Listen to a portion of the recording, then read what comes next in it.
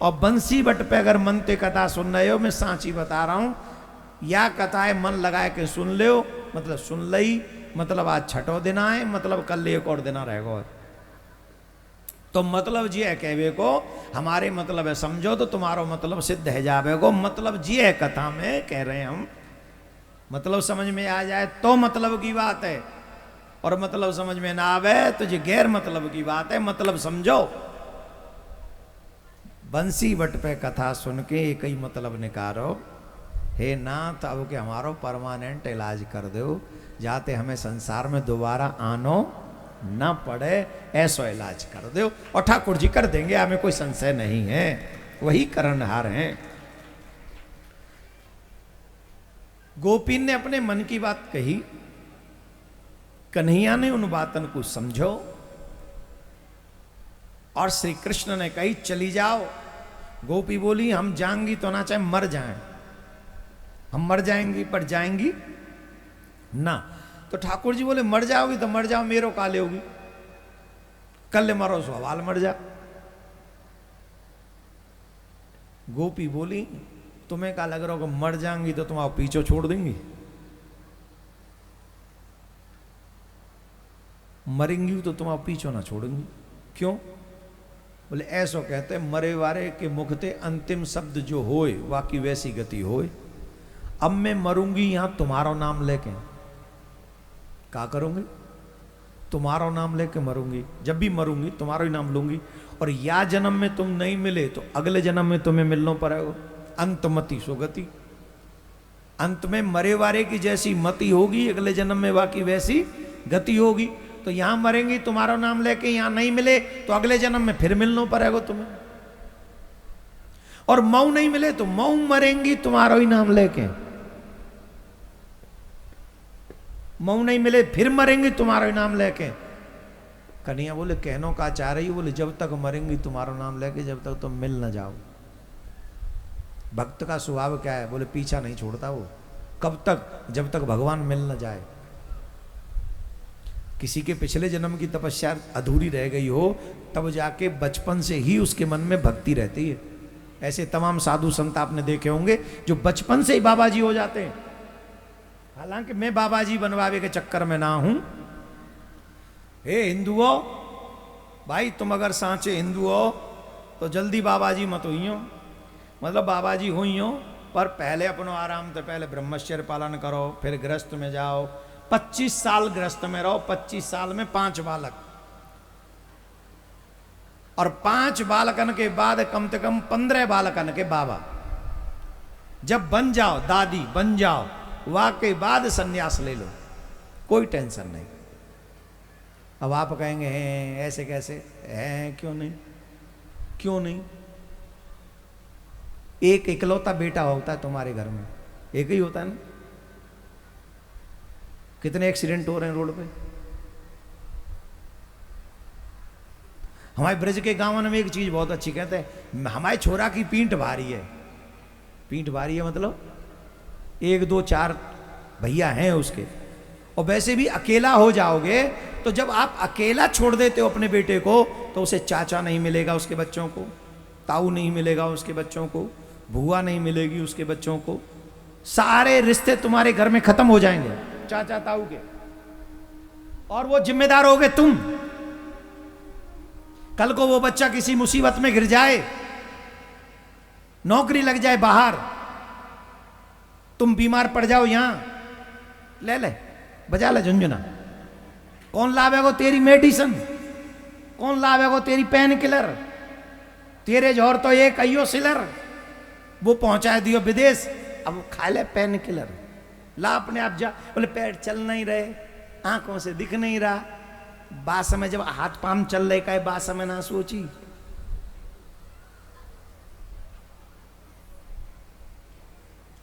और इसे मैं मजाक के मूड में नहीं कह रहा हूं, आप इसे मजाक के मूड में ले रहे हैं, लेकिन मम्मी पापाओं के स्वार्थ के कारण हमारे घर में आने वाले बच्चे के सारे रिश्ते मर गए। नो चाचा, नो ताऊ, नो भैया, नो एनीथिंग, अकेला वो। जैसे अरे भैया पूरे जंगल में अकेलो पेट ठाड़ो का करेगो, कुत्ता घेर लेते हैं अकेले तो, और कुत्तन की संख्या ज्यादा बढ़ रही है, और त्यो छोरा अकेलो गिर जाएगा जंगल में तो क्या करेगा बता। इस समय हमारे सनातनियों की संख्या जितनी ज्यादा होगी, हमारा परिवार भी उतना सुरक्षित और हमारा देश भी ज्यादा सुरक्षित होगा। और सुनो, कछु मत सुनो, कालन सुनाऊं तुम्हें, सुना सुना 6 दिन तो है गए। तो हाथ जोड़े की प्रार्थना है, no single baby, 3-4 babies most important in your life, in your family. 4-5 बालक होने चाहिए। और ये हम दिल से कह रहे हैं, कम से कम 4-5 बालक हों। कुंती के भी 5 थे और गांधारी के 100। तुम्हारे 4 ही हो जाएं, राम लक्ष्मण भरत शत्रुघ्न, तो कम से कम सनातन की भी रक्षा करेंगे और तुम्हारे देश की भी रक्षा करेंगे। एक बेटा फौज में चला जाएगा, मिलिट्री में, एक बेटा साधु बन जाएगा, और एक बेटा वो थोड़ा नेता बना के वहाँ भेज देना दिल्ली। दिल्ली तो कहाँ जाएगा, फिर लखनऊ वहाँ भेज दी हूँ। और एक बेटा बिजनेसमैन बन के तुम्हारा घर चलाए। कितना अच्छा लगेगा बुढ़ापे में, सब चकाचक हो जाएगा। हैं? क्या कितना?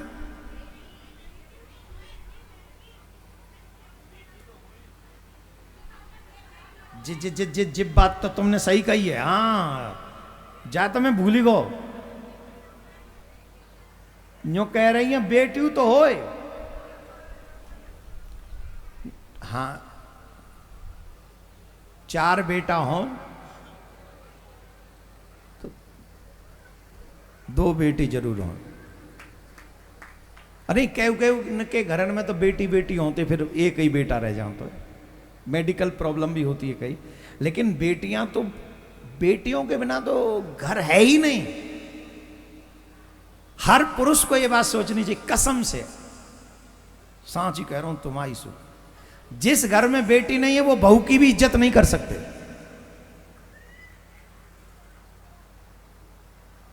और बाप के लिए बेटी जरूरी है। जब बाप घर में आता है ना, बेटा नहीं पूछता क्या लाऊं, बेटा नहीं पूछता पापा क्या लोगे, सिर्फ बेटी पूछती है पापा क्या लाऊं, पापा ठीक हो, पापा जल पियोगे। और यहां जितनी बेटियां बैठी हैं ईमानदारी से पूछो, तुम्हारा वो गप्पू सिंह भैया पापा आए तो कितने कमरा में पर हो, हलेगो ही ना, वह कोई मतलब ना, यूं चल रही है भाई रील। और बेटी तुरंत दौड़ेगी, चाय लाऊं, चाय बनाओ पापा। बेटी बहुत जरूरी है। हाँ, आपने बहुत अच्छा कहा, 4 बेटे 2 बेटी, देश बचेगा। आशीर्वाद होना चाहिए। और हम तो यही कहेंगे, ये भी देशभक्ति है। और एक वीडियो किसी ने हमको दिखाया था, बिहार का है वो, आप विश्वास नहीं करोगे, 24 बच्चे हैं उसके। कितने? 24। वीडियो दिखाया हमको, वो सच है कि झूठ है ना, देखा है आप लोगों ने।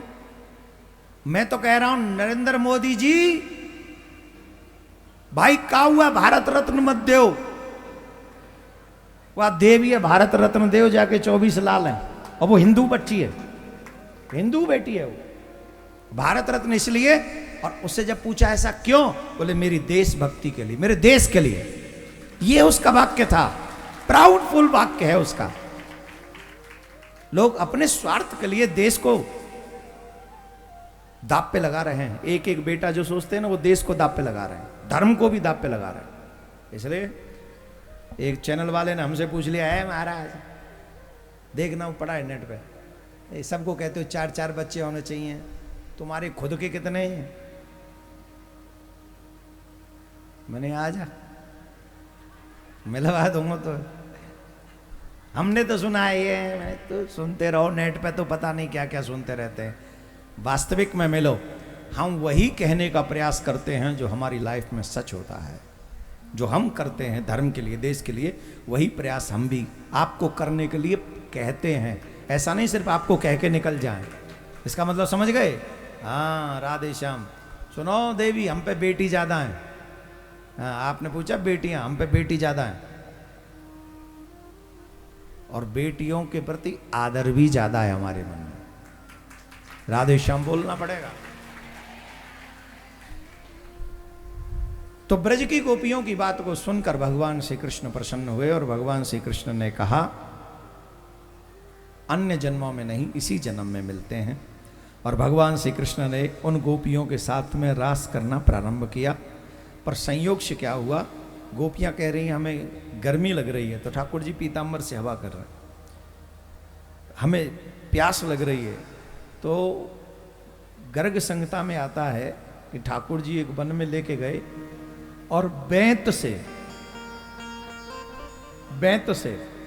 पृथ्वी पर प्रहार किया और बेंत से प्रहार करके वहां से बेंत गंगा प्रकट हुई और वो जल सबको पिलाया। गोपियों को थोड़ा सा अभिमान हो गया कि कृष्ण हमारे बस में है। याद रखिए, भगवान तुम्हें कुछ भी दे दें, कितना भी दे दें, पर अभिमान किसी भी चीज का अच्छा नहीं है। अभिमान नहीं करना, बिल्कुल भी नहीं। भगवान अदृश्य हो गए, गोपियां दुखी हुई। आगे जाके किस प्रसंग हम बढ़ा नहीं रहे। किशोरी जी जब गोपियों से मिली तो गोपियों ने कहा, क्या कृष्ण तुम्हें भी छोड़ के चले गए? आओ हम सब मिलकर कृष्ण को ढूंढती हैं। किशोरी जी कहती हैं, कृष्ण किसी के ढूंढने से नहीं मिलते, कृष्ण तो स्वयं कृपा करें तभी मिलेंगे। आओ हम सब मिलकर गोपी गीत का पाठ करें जमुना के तट पे, और बंसी बट पे कुछ मंत्र गोपी गीत के आप लोग भी उच्चारण करें। दोनों हाथ जोड़ें और प्रेम से श्रवण करें। अगर समझ ना भी आए तो भी सुने, और जिन्हें याद है वो साथ में गुनगुनाएं। जयति तेधिकं जन्मना व्रज श्रयते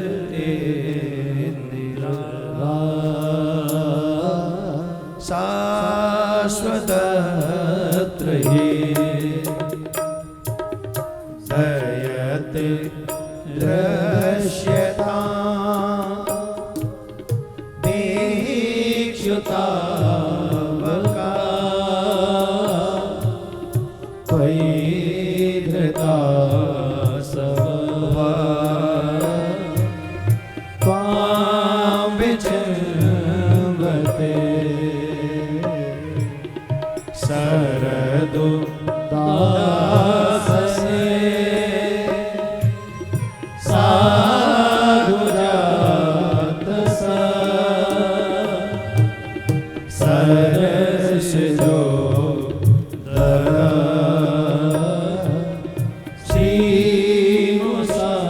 श्रीमुसादशा शोरत नाखते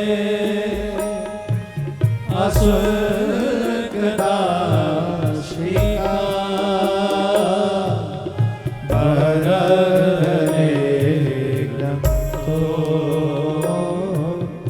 नेह क्यों बदा विषय जला पया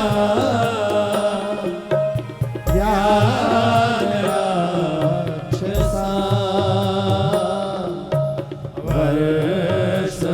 वर्षमारुता द्वैधुतानना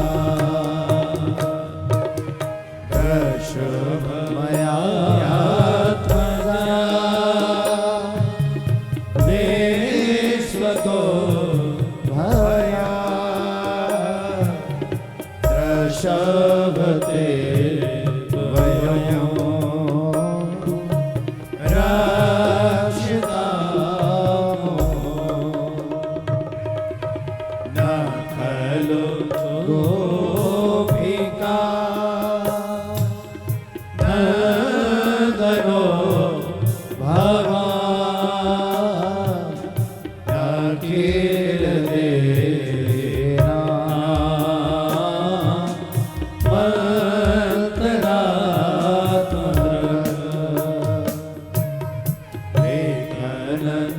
साथी तो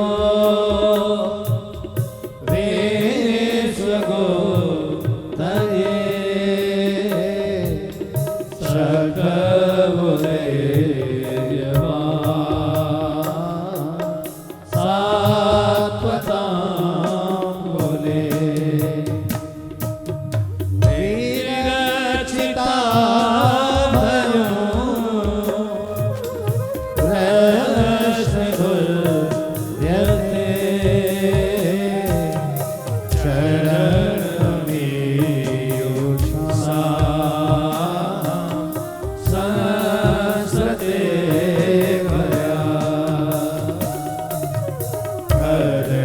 Oh